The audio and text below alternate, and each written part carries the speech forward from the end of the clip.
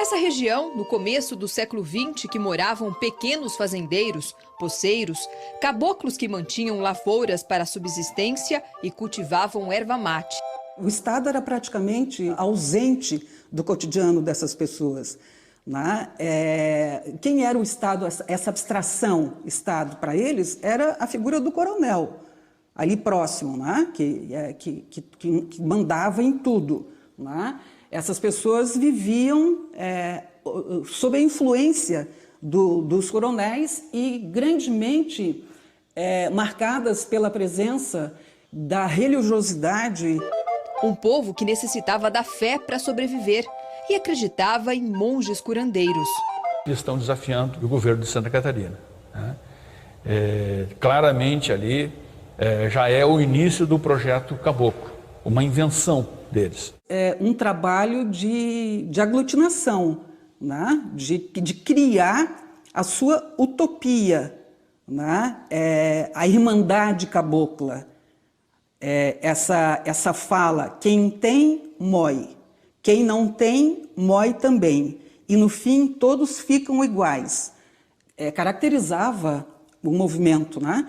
Moer o milho no pilão, né? Então quem tinha milho ou riquezas levava para o redor. Quem não tinha, ia também comer, ia se alimentar, porque iam viver todos em comum dentro dessa cidade santa. Era um projeto que afrontava os grandes fazendeiros, os coronéis da Guarda Nacional. Era uma área riquíssima, enorme, de mais de 25 mil quilômetros quadrados, repleta de florestas de araucária, uma soberba floresta de araucária, intocada, virgem, e grandes campos de erva mate. Ali, essa região foi cedida para o Percival Farquhar, o dono do Brasil, aquele que já foi o Tony Ramos numa minissérie da Globo. É um cara que a gente realmente tinha que conhecer, que foi o dono do Brasil, construiu a Madeira Mamoré, era dono da Light, ajudou na construção da Avenida Central, foi dono do jornal À Noite, um magnata, um mogul, um titã, que recebeu do governo a missão de construir uma ferrovia chamada Brazilian Highway.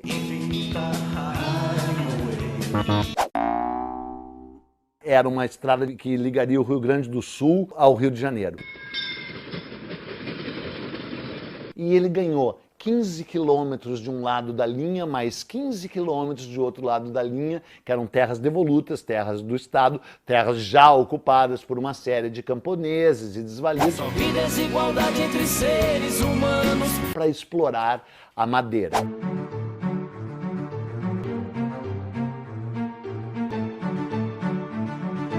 Essa exploração se deu por meio de uma companhia também dele, chamada Southern Brazil Lumber and Colonization Company. Esses caras chegaram lá, contrataram 8 mil homens para fazer a obra, e a ferrovia, em 1900 isso, em 1906 as obras foram suspensas. Era uma época que as pessoas começavam a construir ferrovias e elas não terminavam, era uma época muito primitiva. Bom, estava criado todo o terreno fértil para eclodir, evidentemente, uma revolta, porque ficaram 8 mil homens ali, ficaram vários desvalidos e vários ex-revoltosos das revoluções da Revolução Federalista de 1893, uns bandoleiros que viviam por ali, um monte de camponês que achava que era dono daquelas terras, um monte de gente pobre perambulando, todas as terras passaram a pertencer a essa companhia. Estava pronto o cenário para o conflito, faltava apenas um ingrediente messiânico. Já retornaria. Esses caras começam a perambular em grandes bandos pela região e os coronéis da erva mate, principalmente, chamam a força pública para conter essa inquietação, que eles previam que ia virar alguma revolta. Só que eles que provocaram a revolta, porque os caras atacaram em setembro de 1914, um general chamado Setembrino ataca um dos Campos Santos, tipo sem aviso, porque é considerado uma revolta monarquista, e eles atacam esse Campo Santo com metralhadoras, inclusive, só que a metralhadora falha. Quem coordenava a tropa era um cara chamado João Gualberto. Esse João Gualberto é morto, só que também é morto, morre no conflito, o monge João Maria. Depois da morte do monge José Maria, do comando do movimento, a menina virgem de 15 anos, Maria da Rosa, que dizem lutava num cavalo branco, com flores no cabelo e com uma espingarda também coberta de flores.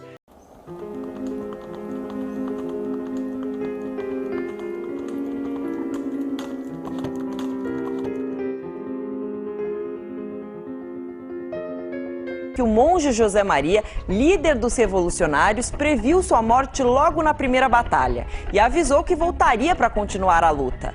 Após 1 ano da morte dele, uma menina santa diz receber orientações do monge e agora ela vai reunir um novo exército de caboclos e sertanejos para continuar a guerra. São José Maria voltou. Ele me deu as ordens de reunir 12 pares de França e cavalgar para a vitória da lei da coroa do céu. Vamos se embrenhar na mata e dividir nosso povo em muito quadro sagrado. Cada uma com líder, todos com o único Senhor, São José Maria. As ordens do monge não podem ser contrariadas de jeito maneira. Por isso, a partir de agora está formado aqui o Exército Sagrado de São Sebastião. E a menina santa vai guiar nós para a vitória! Viva São José Maria! Viva! Viva São Sebastião! Viva! Ela era uma jovem destemida, ela não temia a morte. Uma menina com 15 anos de idade, dotada de alguns poderes sobrenaturais, por exemplo, mediunidade. Uma moça bonita, de cabelos compridos e assim, bem, como vou dizer assim, bem de corpo, como diz.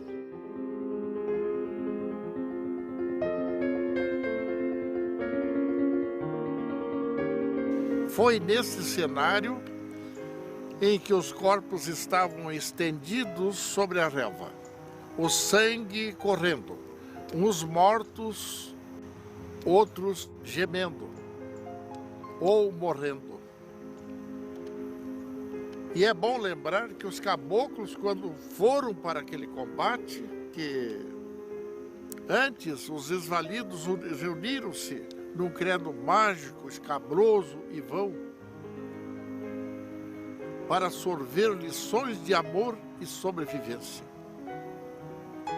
O estado de exaltação místico era tal que muitos deles se diziam ter visto os cavalos de fogo de São Sebastião descendo do céu para ajudá-los naquele combate. Na verdade, esta era a maior arma que eles tinham, a fé, a certeza.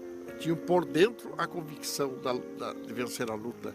A participação da mulher na Guerra do Contestado, ela é de forma mais simples, até o momento em que surge a Maria Rosa.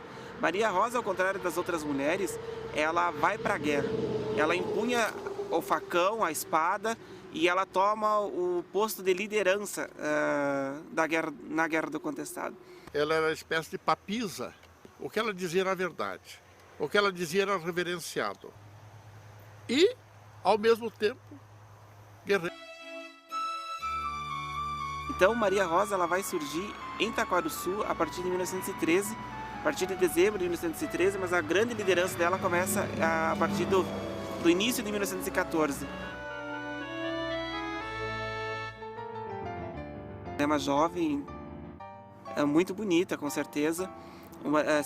Já se destacava no reduto pela sua beleza e ela acaba se destacando ainda mais a partir do momento em que, através dos transes que ela tinha, os transes mediúnicos, ela acabava recebendo algumas ordens do monge José Maria. O fato é que ela foi uma vidente, o fato é que ela foi esse elo de ligação entre os céus e a terra, entendeu? O que ela dizia era sagrado, então ela recebia iluminação.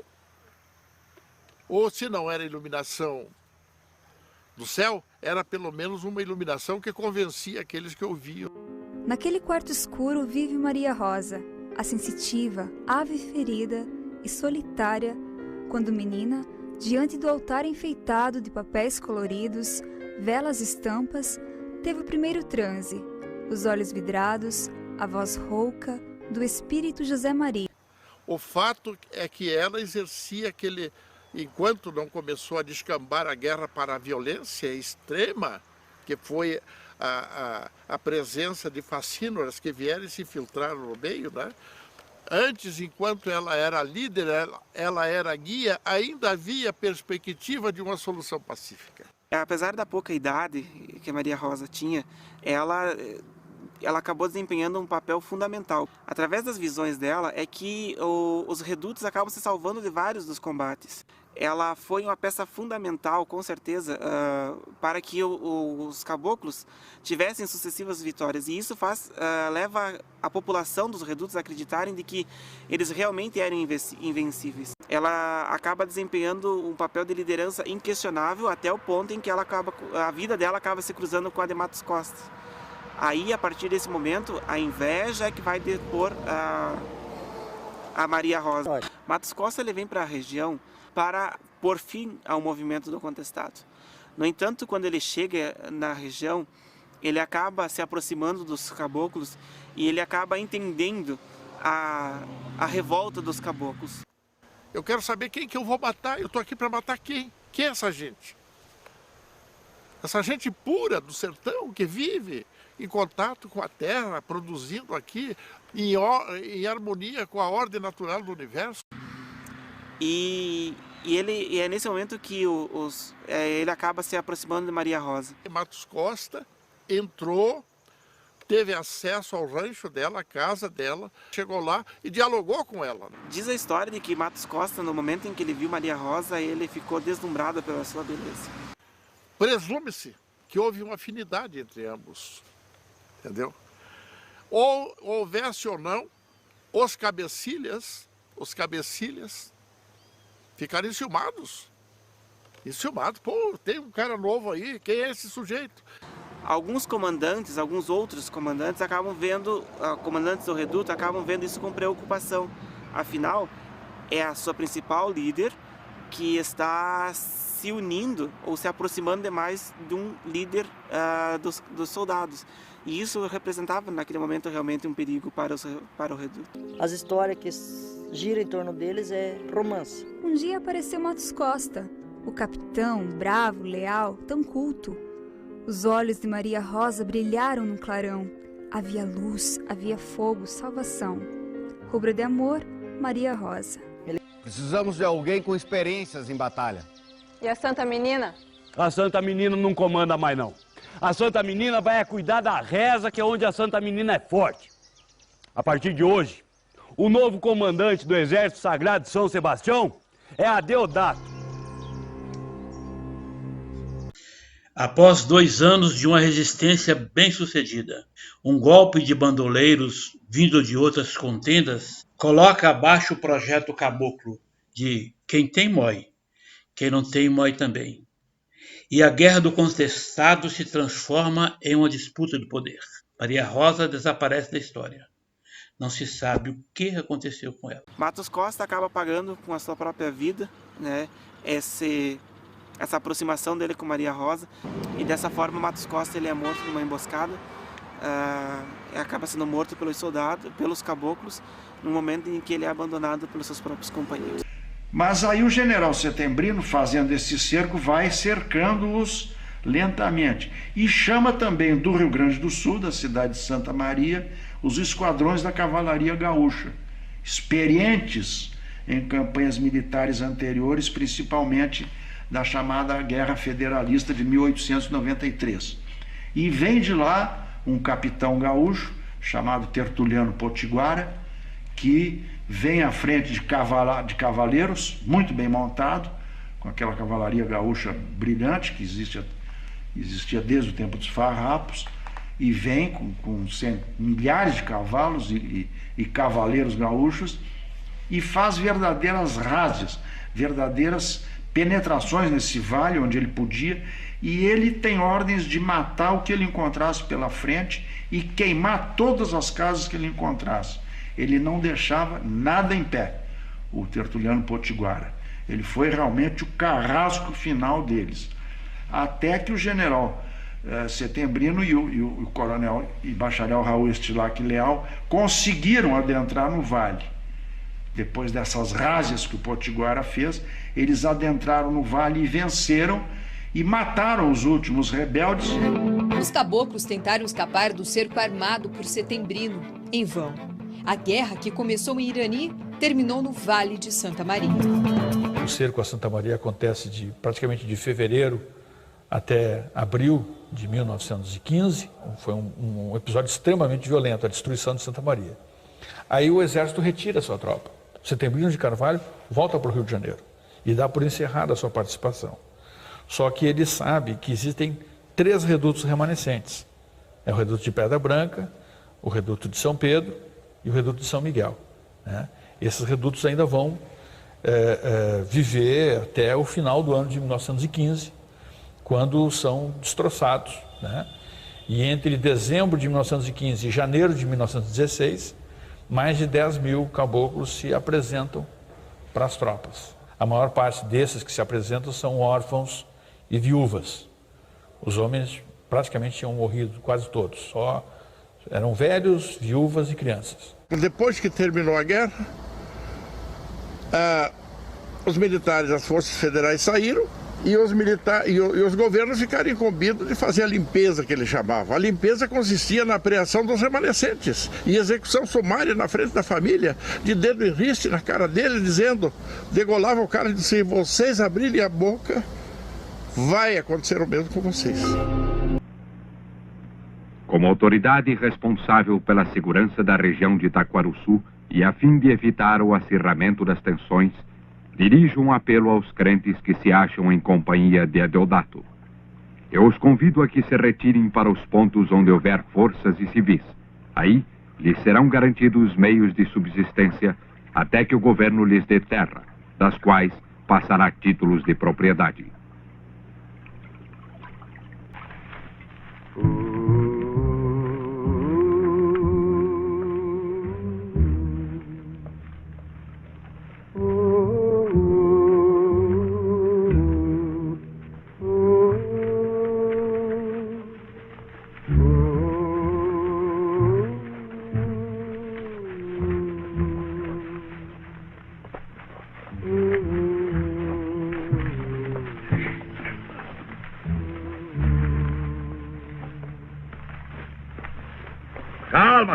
Calma.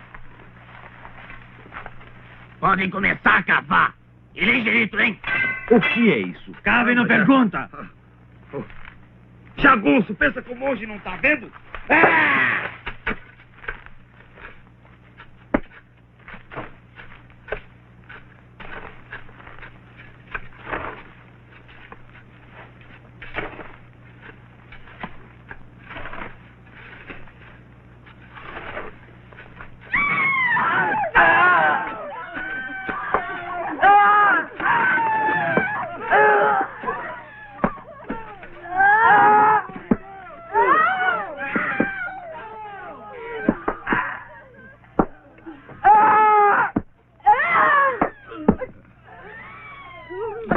Uma covardia.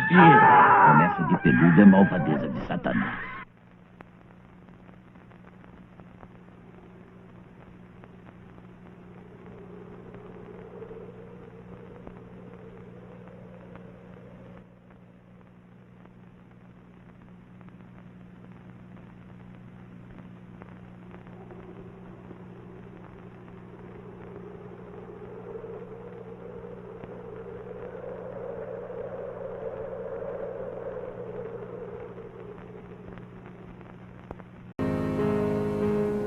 A Guerra do Contestado aconteceu há mais de 100 anos, mas ainda influencia muito a região contestada.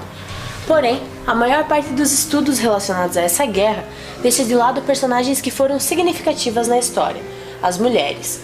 As Virgens do Contestado, Teodora, por exemplo, transmitia ordens estratégicas para os caboclos. Graças a essas ordens, os caboclos passam a se organizar. Maria Rosa liderou taticamente a população revoltosa e impediu a morte de várias pessoas. Tem também a Chica Pelega, outra mulher do Contestado, que era referência no cuidado com os doentes e também lutou nos campos de batalha. Essa e muitas outras tiveram participação no Contestado. Eram guerreiras. Algumas morreram lutando, sabe? Defendendo aquilo que elas achavam que era o certo. A sua crença, a sua identidade, foram muito guerreiras. Elas lutavam por tudo, inclusive pela crença que tinham no profeta que havia de ressuscitar, no caso. A Guerra do Contestado teve fim no ano de 1916. O combate entre caboclos e exército resultou em aproximadamente 8.000 mortes. As terras disputadas passaram a ser território de Santa Catarina. Até hoje o caboclo não voltou para sua terra, mas a marca feminina foi claramente relevante. As mulheres são as eternas vítimas das guerras, geradoras e guardiãs da vida. Nas guerras, elas são mais do que nunca presas dos ímpetos de morte dos homens.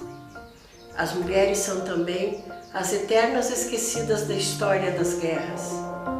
E metade da humanidade parece furtar-se ao exame e a história tem a maior dificuldade em erigir essa multidão em objeto histórico. Nem nação, nem classe social, nem partido político, nem minoria ativa. As mulheres veem sua história dissolvida na história dos homens. Isso é verdade em tempos de paz e é muito mais verdade ainda em tempos de guerra. Porém, elas fazem a diferença.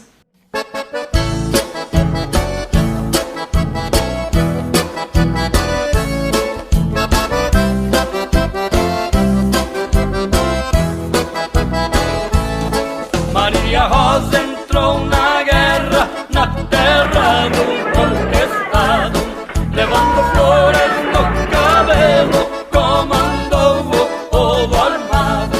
Levando flores no cabelo, no vestido e no fuzil.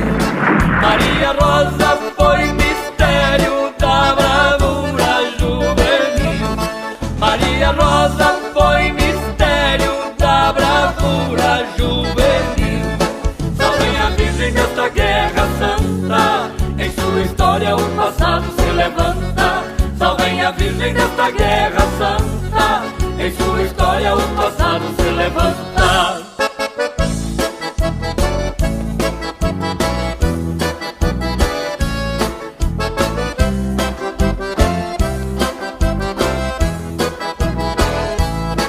No galopar do seu cavalo, ouro e prata reluzia, vestido longo aberto ao vento, com a espada combatia.